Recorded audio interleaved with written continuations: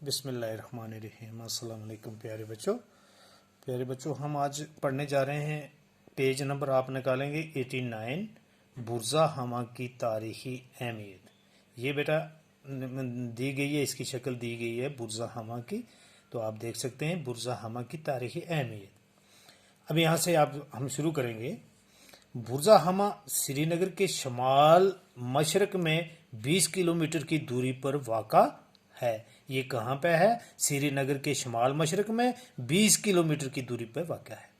ये एक बालाई इलाका है जहाँ से डल झील का पूरा मंजर देखने को मिलता है।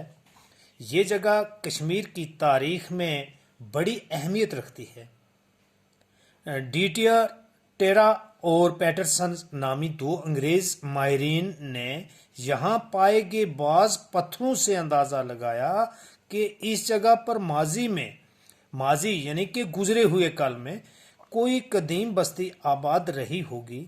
इसके बाद मरकजी महकमे आसार कदीमा ने यहाँ ज़मीन की खुदाई शुरू की। महकमा आसार कदीमा होता है जो पुराने निशानात ढूंढ के तो देखते हैं कि पुराने लोगों का रहन सहन उनका कैसा था। फिर क्या था?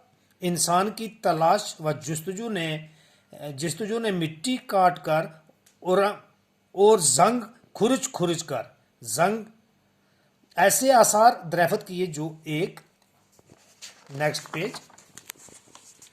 जो एक कदीम तहजीब का पता देते हैं। माहिरीन का ख्याल है कि यहाँ कबल तारीख दौर की बस्ती आबाद रही है, जो अब तक कश्मीर की कदीम तरीन दरियाफ्त शुदा बस्ती है। ठीक है, इस जगह पर जो आसार मिले हैं उनसे पता चलता है कि यहाँ के लोग कैसे जिंदगी गुजारते थे। वो किसी तरह के घरों में रहते थे, इनके घरेलू इस्तेमाल की चीज़ें कैसी थीं। आसार कदीमा के इल्म ने इस कदीम बस्ती की तहजीब के बारे में अहम मालूमात फराहम की हैं। बुर्जा हमा की ये कदीम तहजीब पत्थर के ज़माने की तहजीब तस्वर की जाती है। माहिरीन ने इस तहजीब के 4 अदवार या ज़माने मुतय्यन किए हैं।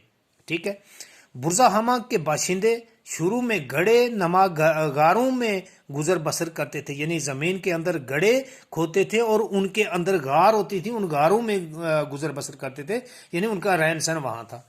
यहाँ जो गड़े दरियाफ्त हुए हैं वो 3 से 4 मीटर गहरे और 4 से 5 मीटर चौड़े हैं। इन गढ़ों को नोकीले पत्थरों से खोदा गया है। इनके दहाने निस्बतन तंग हैं। बाज़ गढ़ों में दीवार के साथ ज़ेने बने हुए हैं। दहाने कहते हैं कि उसके मुंह को, ठीक है, जिनके जरिया से लोग इनमें उतर जाते थे। दहाने पर खंबे गाड़ने के निशान पाए जाते हैं। लगता है कि बर्फ और बारिश से बचने और गढ़ों को महफूज रखने के लिए इन पर छत बनाई जाती थी। ये छत बोझ पत्थर, बोझ का एक पेड़ होता है, उसका पत्थर जो है वो चौड़ा होता है, उसी को कहते हैं बोझ पत्थर की होती थी। गढ़ों के बाहर अध जले बोझ पत्थर से इसके इस्तेमाल का पता चलता है। गढ़ों में राख और कोयला दरियाफ्त हुआ है, जो इस बात का इशारा है कि इनमें लोग रहते थे और चूल्हा जलाते थे।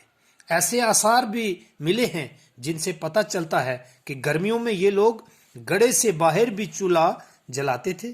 कश्मीर के ये कदीम बाशिंदे गढ़ों में शायद इसलिए रहते थे कि मौसम सरमा की शदीद सर्दी और बर्फबारी से महफूज रहे।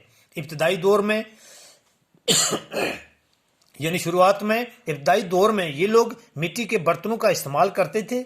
यहाँ जो बर्तन दरियाफ्त हुए हैं वो बेढंग हैं, स्याह माइल रंग के, स्याह यानी कि माइल के काले रंग के। इन बर्तनों की बाहरी सतह पर घास की बनी चटाइयों के निशानात हैं। हाथ से बनाए गए इन बर्तनों को सुखाने के लिए शायद चटाई पर रखा जाता था। इस तरह के बर्तन शमाली चीन में, यानी चीन के शमाल में और बलूचिस्तान यानी बलूचिस्तान पाकिस्तान में भी दरियाफत हुए हैं। इब्तदाई दौर के ये बाशिंदे मछलियों का शिकार भी करते थे। ये लोग हड्डियों के आलात तैयार करने में भी महारत रखते थे, यानी किसी चीज की हड्डी होती थी उसके औजार बनाते, हथियार बनाते थे। यहाँ पर हड्डियों के बने हुए मछलियां पकड़ने के कांटे, सुइयां, आरी, चाकू, जमीन खोदने के हथियार वगैरह मिले हैं। यहाँ पत्थर के औजार भी मिले हैं। तांबे से बनी बाज चीजें माहिरीन के ख्याल में या तो यहाँ चीन से आई हैं या फिर चीनी सामान को देख कर बनाई गई हैं।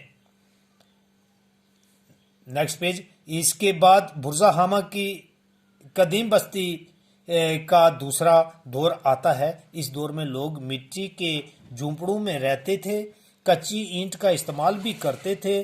जमीन में खंबे गाड़ने के निशानात से पता चलता है कि लकड़ी का इस्तेमाल भी तमीरी कारी में होता था। अब ज़ेरी ज़मीन गढ़ों में रहना लोगों ने तर्क कर दिया था। इन गढ़ों में मिट्टी भर भर के उनकी ऊपरी सतह को हमवार कर दिया गया था। तो आज इतना बहुत है बेटा, यहाँ तक आपको याद करना है, तो अच्छी तरह पढ़ना आना चाहिए और एक पेज लिख के रखना है। ओके।